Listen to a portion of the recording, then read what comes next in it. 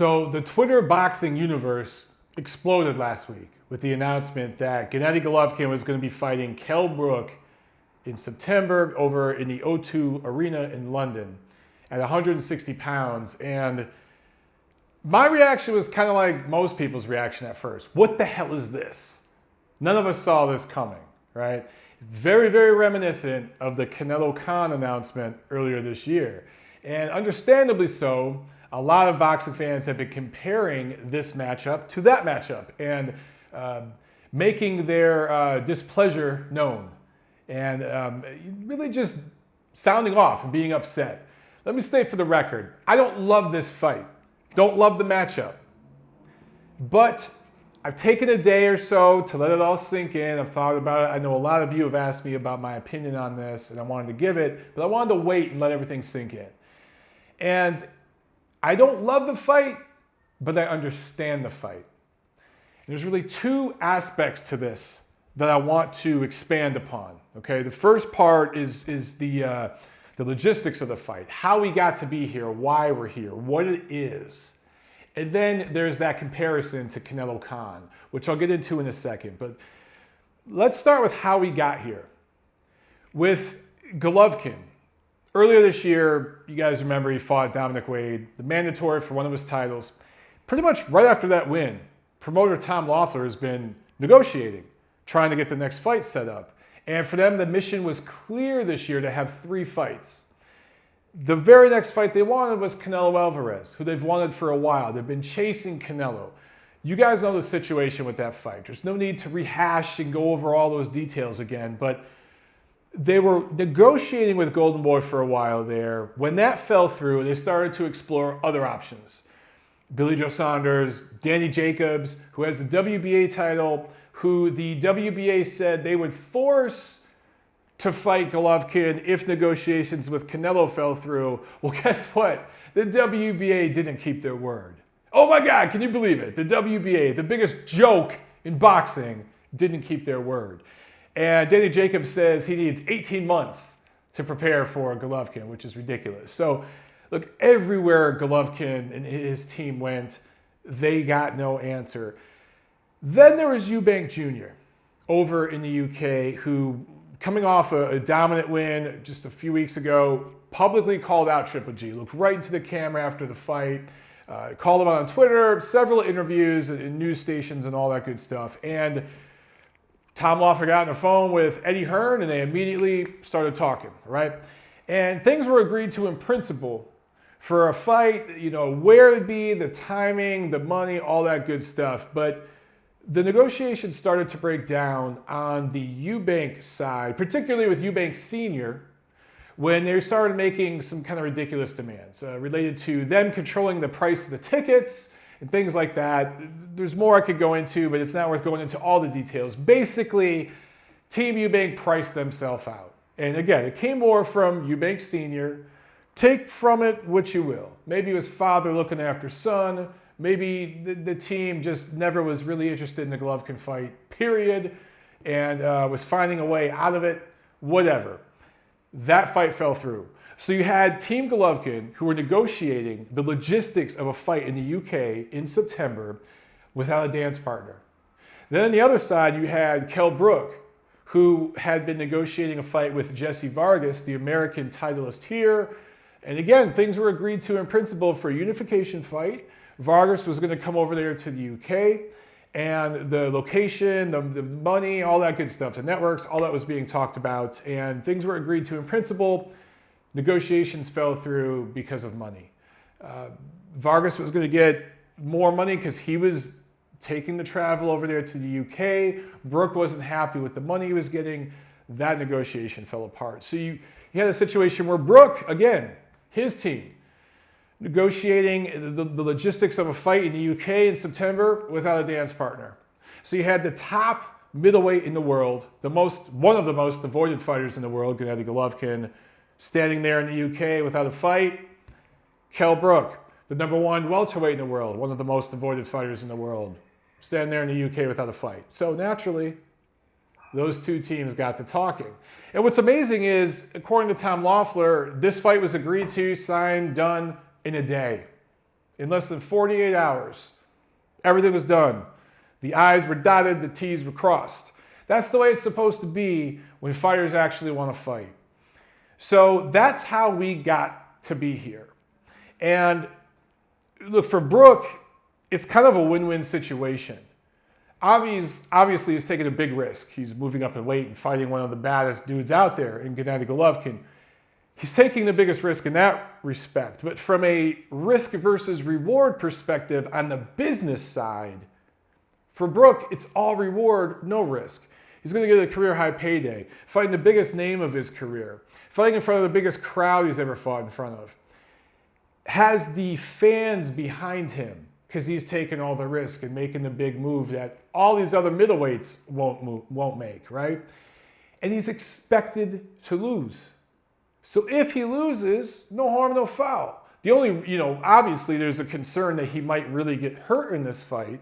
But when you look at Brook's style, his mauling, grappling kind of style, the way he's been able to survive so far in his career, I don't know if the chances of him getting hurt that badly are that great. But we'll talk more about that in a second. For Brook, man, look, his welterweight title isn't on the line here. So in theory, if he were to lose, he could go back down to welterweight and fight for that title again. But the rumors out of his camp, and we've all been talking about this for a while, is that he's a very big welterweight, obviously. And he wanted to move up to junior middleweight anyway. So after this fight with Golovkin, he'll probably go down to 154. But again, from a business perspective, very low risk, very high reward for Brook. For Golovkin, it's the opposite. He's getting, dissed by fans right now. He's getting a lot of criticism, understandably so. From the Golovkin haters, the demographic, if you will, it doesn't matter what Golovkin does. Until he moves up to heavyweight and fights Anthony Joshua and Deontay Wilder in the same night, those fans won't be happy. But for clear-minded, objective boxing fans who feel like they've been ripped off this year with the quality of fights they've been given, they're understandably upset at this fight.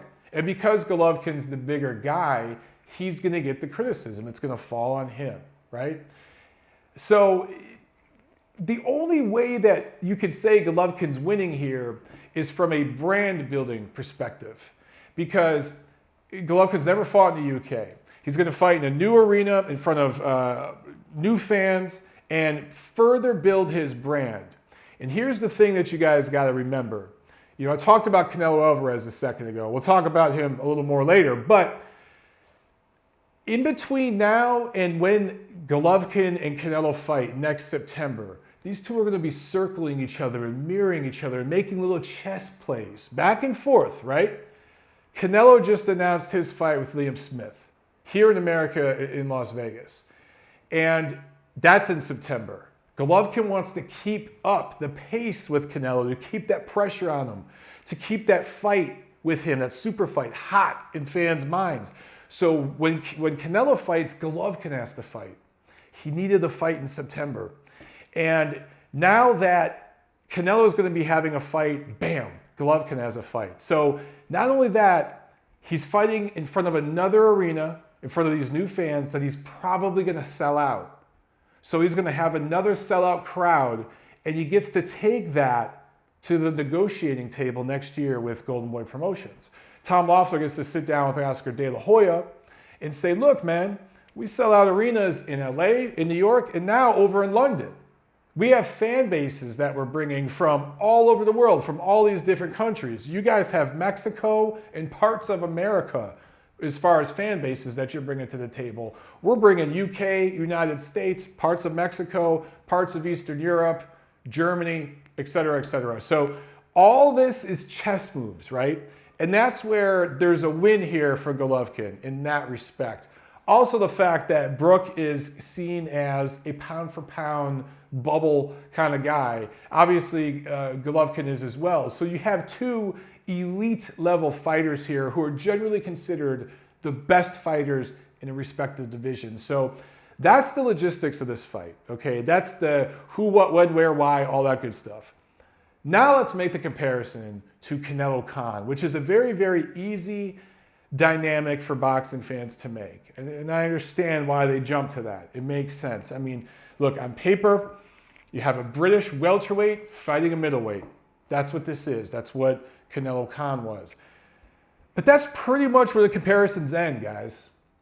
There's a lot of differences here. There's a lot of nuances. Let's talk about some of this stuff. First of all, here in North America, Canelo-Khan was on pay-per-view.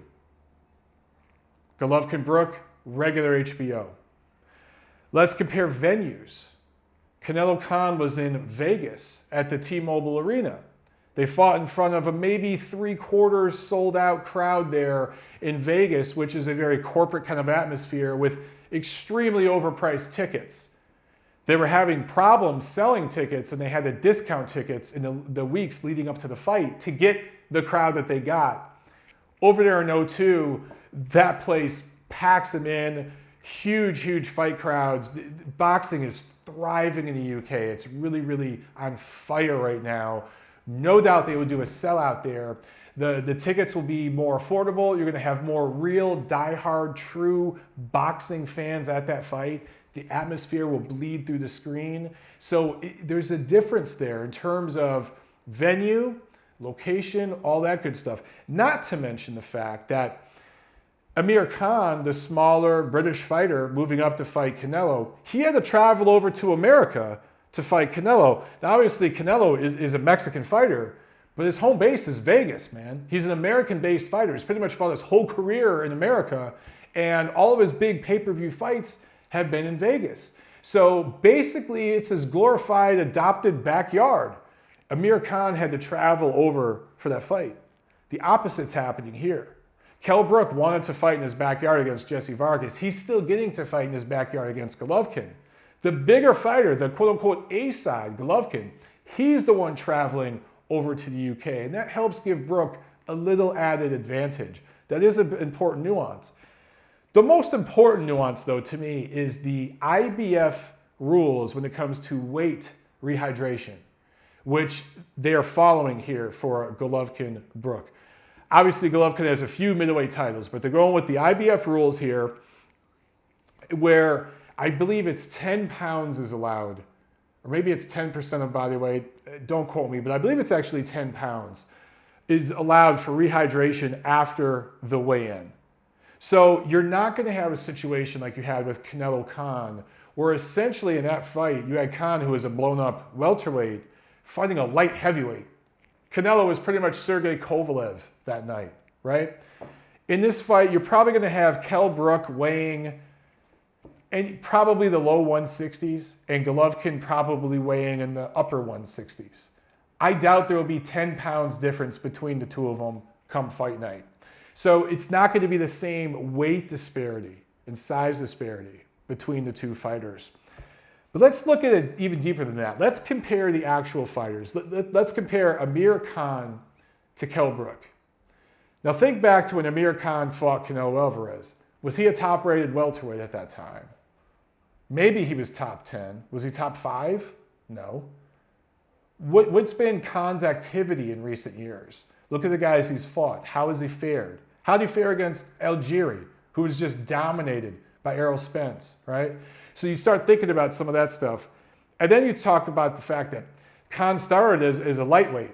He had been stopped at lightweight. He had been stopped at 140. He had been stopped multiple times in his career. He was chinny. He had huge defensive lapses. You compare that to Kell Brook, who is a big welterweight, busting at the seams at welterweight. You look back at his fight with Sean Porter. That fight was competitive early, but Brook made adjustments, took over in the middle rounds, and coasted down the stretch and decisively beat Sean Porter, who just basically fought to a draw with Keith Thurman. So it shows you just how much more above the rest of the welterweight field Kell Brook is. And his defensive style in terms of the way he clinches and holds, his clinch game is right up there with Andre Ward and Vladimir Klitschko and some of those guys, right? He knows how to clinch and hold on. He's been buzzed before. He's been caught before, sure. But he's never been seriously hurt in a fight or knocked out, obviously. So he's the number one guy in his division Amir Khan was arguably top 10, but maybe not when he fought Canelo. So those two guys are at two completely different levels going into these two fights, right? Let's compare Triple G to Canelo. The biggest difference between these two for me is that Canelo had options. Obviously, the biggest option for Canelo was fighting Triple G, who is his mandatory. That's the funniest thing about this fight to me, man. It is Golovkin's been chasing Canelo for a while now. Brook has been chasing Khan for a while now. And what we ended up getting this year is Canelo-Khan and Golovkin-Brook. Hey man, 2016, this is just a crazy year in the sport. But Canelo, even if he didn't want to fight Golovkin and he dumped the belt, and again, we've been over all that, blah, blah, blah. But he said he wanted to work his way up to 160. He said that he didn't want to let a sanctioning body control him, blah, blah, blah, blah, blah.